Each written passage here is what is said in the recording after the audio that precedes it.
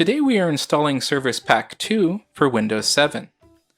I know that sounds odd because Microsoft never released a second Service Pack for Windows 7. Or did they? For this to make sense, we have to go all the way back to NT 4.0. There were 7 Service Packs released for NT 4.0, followed by 5 Service Packs for Windows 2000, 3 for XP, and 2 for Vista. You may have noticed a trend.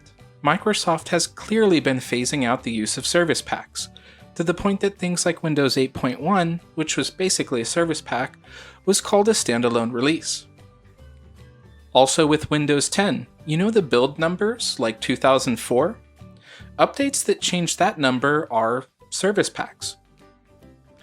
That brings us back to Windows 7. Microsoft officially released one Service Pack and one convenience rollup, which, you guessed it, is Service Pack 2. On the business of installing this convenience rollup, first, we need to install the Service Stack update from 2015.